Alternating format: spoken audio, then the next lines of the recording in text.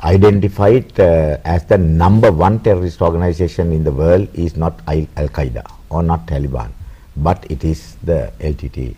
So we have to accept that this is a terrorist organization which had a naval capacity, the air force capacity, and also which had SAM missiles, though they couldn't operate it. They had submarines, though it was inoperable. That was a different matter, because those spare parts, the ammunition brought to the country, was destroyed in the sea by our Navy.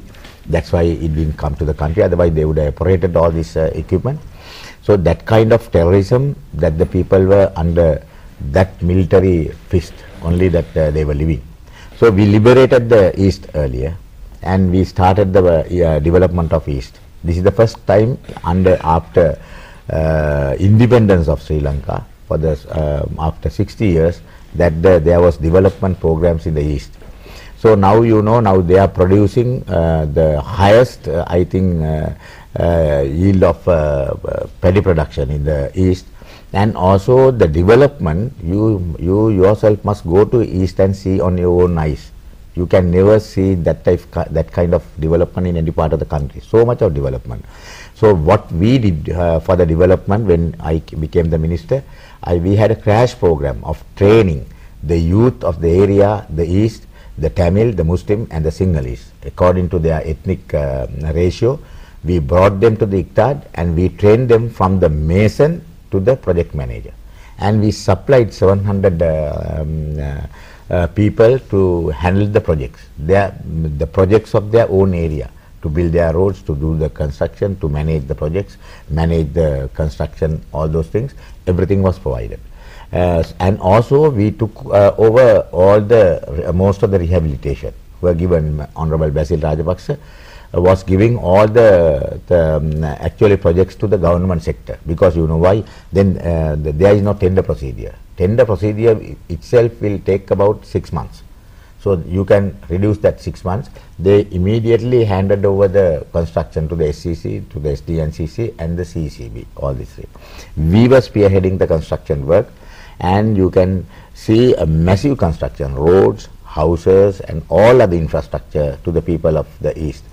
And also in the North, when we liberated North, we had to, first the government had to actually remove the landmines in the area. As they removing the landmines, they were handing over the sites to us. So we have started the rehabilitation of the North. We had to do the housing, we had to do most of the official bungalows, official officers in the North, the hospitals, the education premises, the schools, the Gramanildari officers, the divisional secretary officers, all the actually officers had been destroyed. So we have now I think almost all the government officers and the schools and the hospitals are being already rehabilitated by our organization. There also the construction, Honorable Basil Rajapaksa had given, I think about more than 90%. The same way, the international organizations also spending money. All those things actually they don't give to the state organizations. I guess they are going to the private sector. The private contractors in the that's called the Yalpanam Construction Association had been with them. They have handed over rupees 85 billion worth of construction only to the private sector. So how in much, addition to the state? How much of money has gone from the government sector? Government, it is about you can say about 25 billion.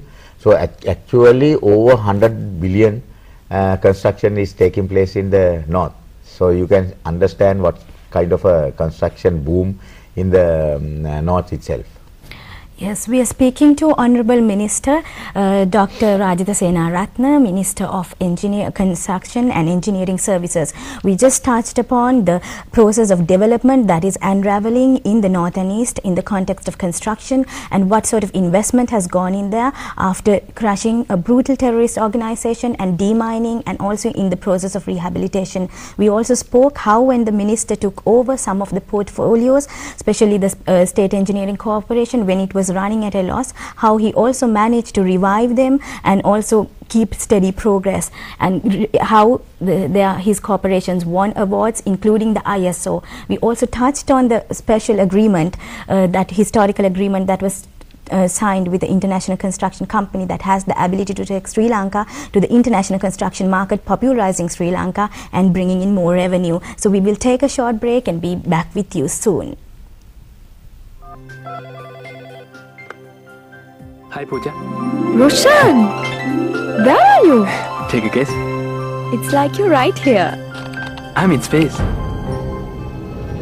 Commencing countdown. Space? 5, 4, 3, Huh? 2, Pooja? 1. Roshan! We have ignition. Pooja? There. Shut up. Now where are you? With Cleopatra. Cleopatra?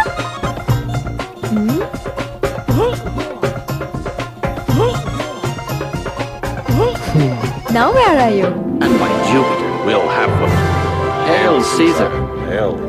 Admiral Crutus here has the most devious plan, Caesar. It begins with a... This is all through SLT Meghalaya. SLT Meghalaya. With SLT Meghalaya, my life is like the movie. SLT Megaline. Superior clarity for a universe of possibilities.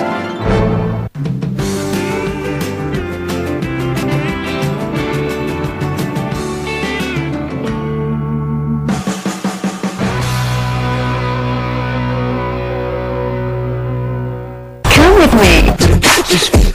But I like it. Inside Music Runway.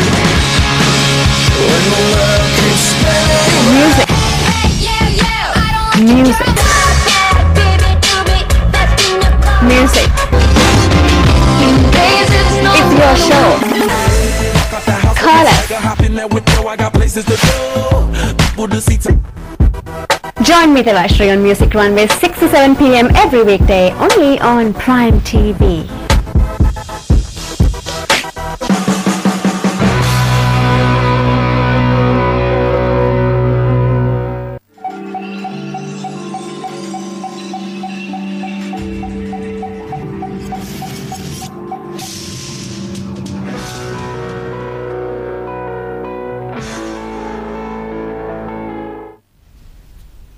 Welcome back. We are speaking to Honorable Minister Dr. Rajitha Senarathne, Minister of Construction and Engineering Services.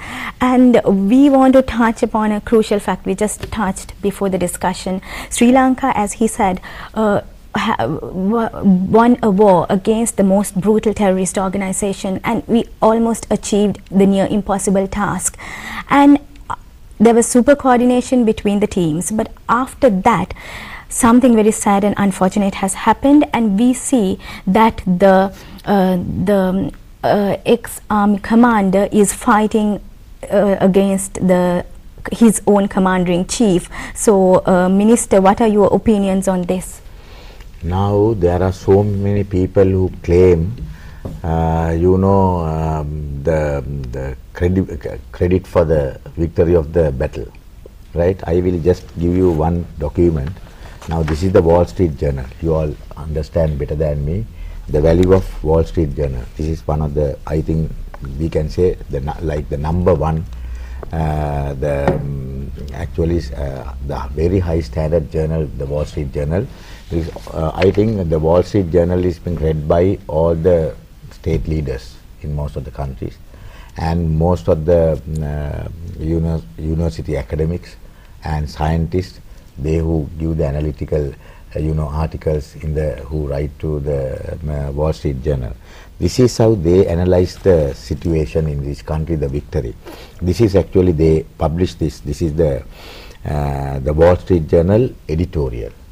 If you can get a space in the editorial of Wall Street Journal, a country, that itself is a very big achievement. So they usually, if they wrote any article about Sri Lanka those days, it was against the country. This is the first time that they have published this article. So this is the 16th January 2009. Still the war was going on, but on the last lap.